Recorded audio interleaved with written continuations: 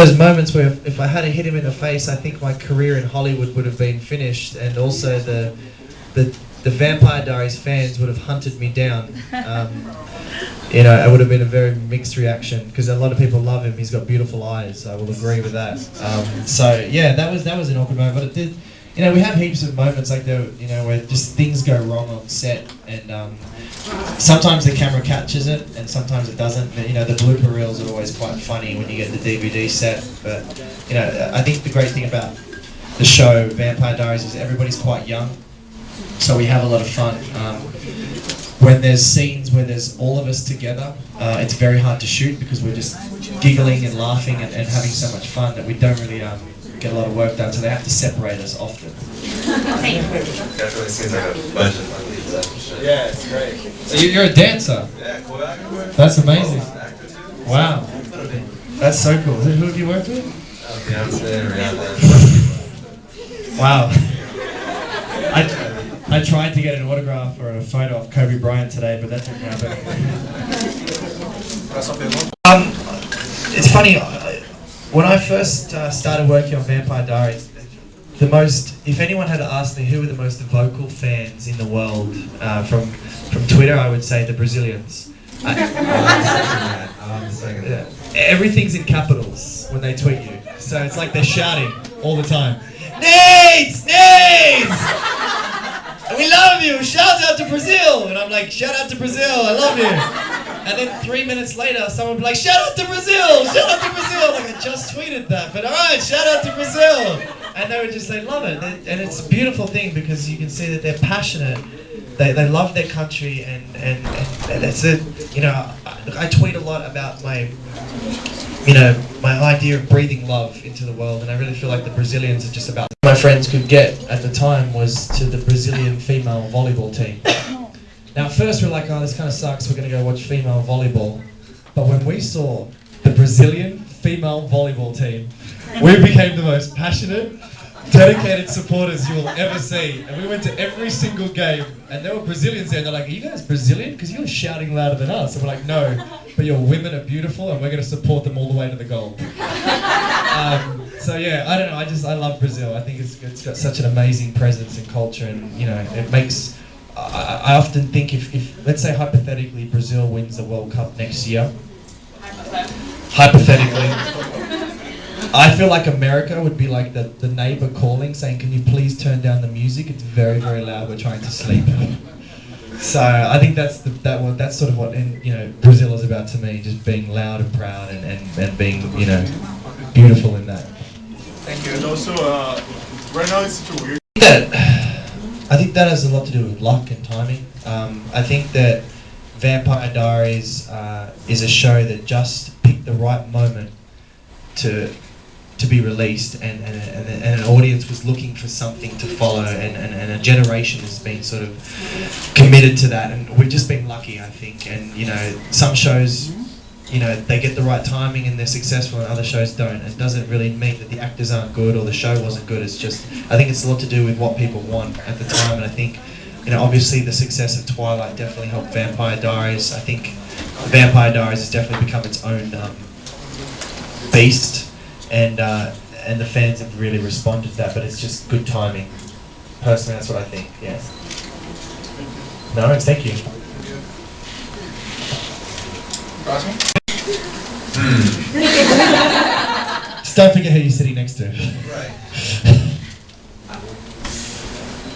I think vampires, but you know, the powers that the witches had, werewolves had. Actually, the witches are pretty strong too, but the vampires all the way. I think I would agree with that. I would agree. I think vampires have one thing which witches have sort of missed. Somebody left their phone on. We have charm, you know. Witches don't have charm, I don't think. Except for that show Charmed. But besides that, they don't. And werewolves are just hairy, you know. So I don't know. I think in terms of sexual appeal, vampires have got it over the two. Unless you like hair. Do you like? Is your husband hairy? He is? Yes. So she's into werewolves. Wow. Here. Oh, he's here. Yeah. This just got awkward. We should make him kiss. Do it, do it, do it. No, nothing. Okay. Next question.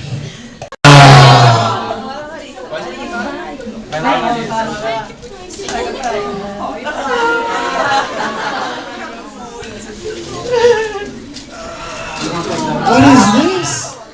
TV text. That's my face. Who made this? Can I give you a big hug?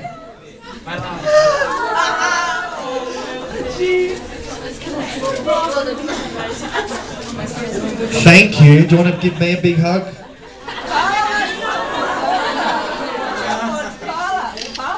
You are too cute.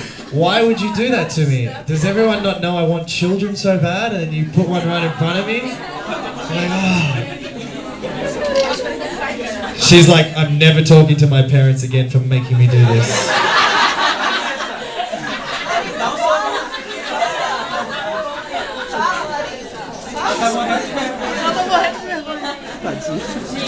Look at all those flashes. You'll get used to it. You get used to the flashing. Thank you, darling.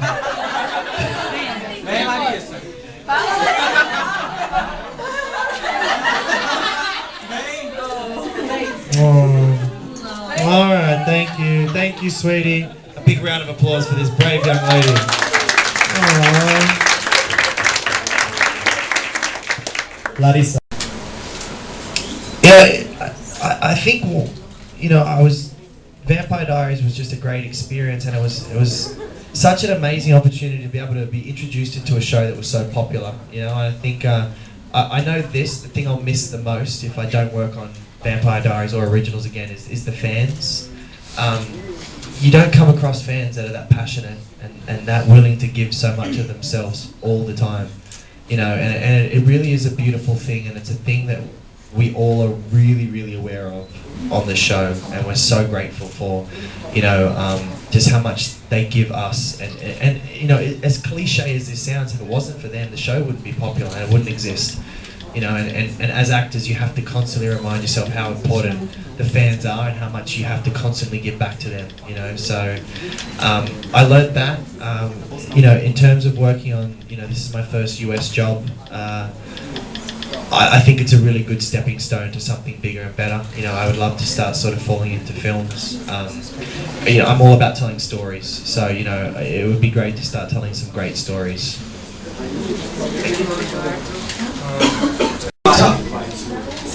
Say that again? Oh yeah, I actually talked to her just last night, and we were trying to go see a show and talk about future things, but the strike, we couldn't get together. But it was actually, we have a lot of great fun together, and there's a lot of potential for future things, so we'll see what happens. I have a question for you. I heard that you're working with the department. I want to know how it's going, if you're like, and what you guys are planning to do. With harmony? Department. Oh, yes. Do you want me to answer this one? Yeah, Look, I think in the greater scheme of things, everything will work out for the best. Next question.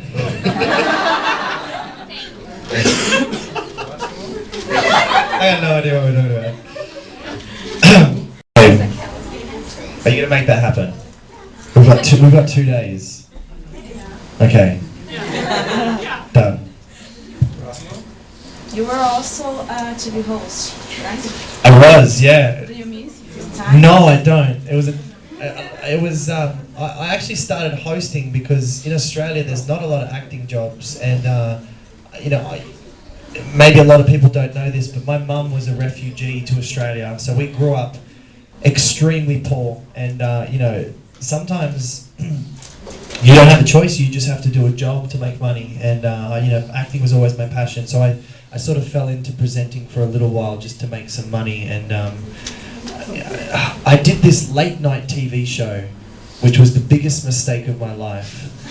It was like a late night game show that started at midnight and you worked till 4 a.m. and it was live television. So you just had to talk for 4 hours while people called up and tried to guess these things.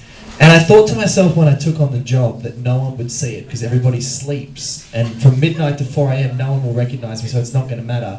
And then when I started getting recognized on the street by drunks and like people that like, it was always drunk people because they stay up late. They're like, I've seen you before, you're the guy on TV. That's when I said I've got to quit. And I actually had to sabotage myself because I was in a contract with Channel 9 back in Australia. So if Channel 9's watching, they're probably not impressed with me because I had to get myself fired because I hated the job so much. Hated it. And they lied to me. They said it was a variety show. Can you find it on YouTube? Yes. And you know what's funny? I had a rat's tail. Does anyone know what a rat's tail is? Like a disgusting like piece of long hair. And this was like one of the things I tried to do so I wouldn't get the job. I'm like, I'm not cutting my rat's tail. It stays. And they're like, okay, you can keep the rat's tail. I was like, damn it! I just can't get fired.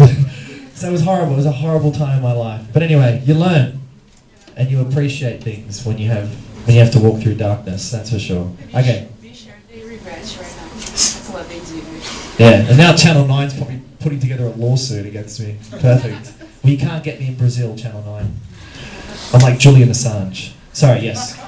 I forgot. How did you feel when you got burned in that scene? And what was your impression to have it done? Yeah, actually, well, I'd love to lie and say it was me, but it was actually a stunt guy. So I was drinking tea on the side, watching a stunt guy burn. But I saw how they do it. It's amazing because they have to put all this like gel-like stuff to protect him. But he's burning, like his face is burning, and I don't know, it's crazy. They're very brave, stunt guys. They do some crazy stuff on our show, and they're the first ones to get up after they've been knocked down, you know, whereas some of the actors are a little bit sensitive, they're a little bit soft, a little bit precious. You gotta look after them. It's okay, you'll be right. You know, but No, they didn't do. she understood, yeah, 4 layers. Okay. You know, it's such a hard question to answer, and I don't like to sort of speculate. He's telling his mum, it's 4 layers. I told you, 3 is not enough for a lasagna. Now he's really angry at me. So, tell your mum I said hi. It's fine. I don't like to speculate about what's going to happen next, because there's no point. I mean, look, I could say I'll be working with Leonardo DiCaprio, but if it happens, it happens. If it doesn't, like, there's pointless bringing it up.